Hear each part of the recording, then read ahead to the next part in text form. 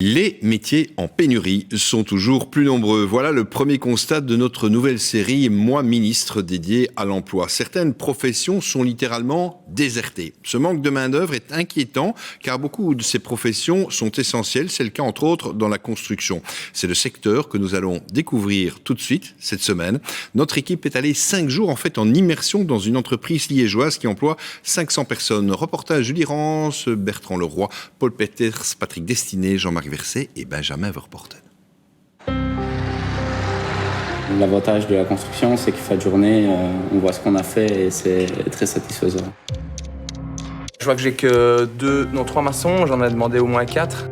On reçoit quasi plus de candidats en fait. Donc c'est même pas qu'on reçoit des mauvais CV, c'est qu'on reçoit plus de CV.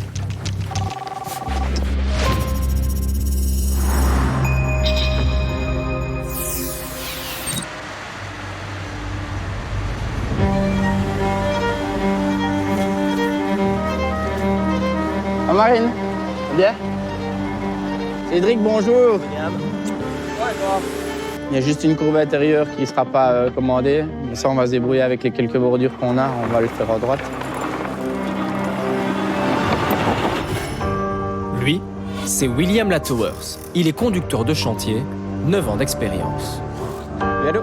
Son travail, suivre l'avancée des travaux et coordonner ses équipes sur ce chantier de station essence. On passe beaucoup de notre temps au téléphone et il arrive que je dépasse les 80-100 appels par jour.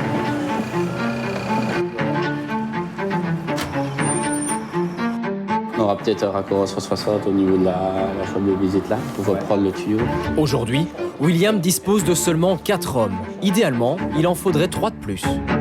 Les conditions, je pense, de travail de la construction ne sont pas les plus faciles. Il faut savoir se lever pour aller passer toute sa journée dehors. Quand il fait 2 degrés et qu'il y a du vent, on a froid les doigts de pied, on a froid les doigts.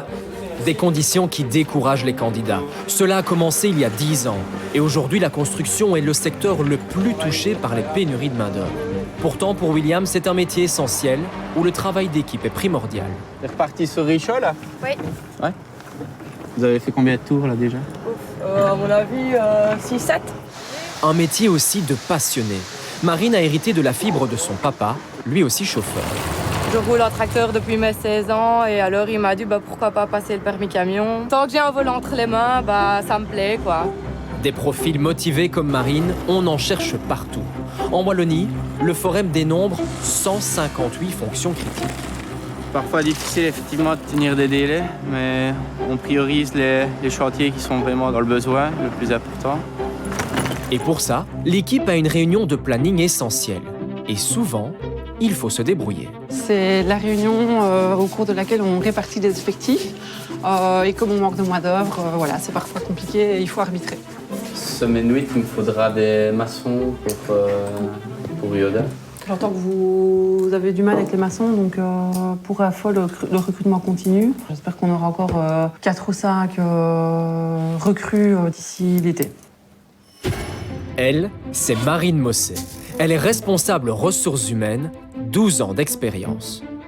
En termes de recrutement, il y a quelques années d'ici, on mettait une annonce sur le site du Forum, pour ne pas le citer, et sur nos sites à nous, et on recevait beaucoup de CV. Aujourd'hui, on reçoit quasi plus de candidats en fait. Donc c'est même pas qu'on reçoit des mauvais CV, c'est qu'on reçoit plus de CV. Si on met une annonce de coffreur, on reçoit quasi pas de CV.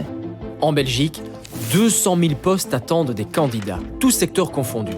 Et visiblement, dans les métiers techniques, le problème commence dès l'orientation scolaire. On a rencontré 2 profs d'une école ici de la région, et eux, en fait, nous ont dit on n'a pas de candidats. Là, par contre, je trouve que c'est triste, parce que s'il y a déjà personne en fait dans les écoles, forcément, il n'y aura personne qui arrivera sur le chantier. Pourtant, le métier paye bien, 2 500 € bruts par mois en début de carrière. Alors Marine, William, que feriez-vous si vous preniez les rênes du pouvoir ? Moi, ministre, j'investirais davantage dans la formation en alternance et dans l'immersion en entreprise afin de confronter les jeunes aux réalités du monde professionnel suffisamment tôt et pourquoi pas susciter des vocations dès le plus jeune âge. Moi, ministre, je redorerais le blason de la construction pour construire le monde de demain avec toutes les forces vives, hommes, femmes, jeunes et plus expérimentés. Pour pallier à ce manque de main-d'œuvre, les entreprises doivent séduire. Vous découvrirez demain que le salaire ne suffit plus pour attirer les talents. Il faut du sens et du bien-être.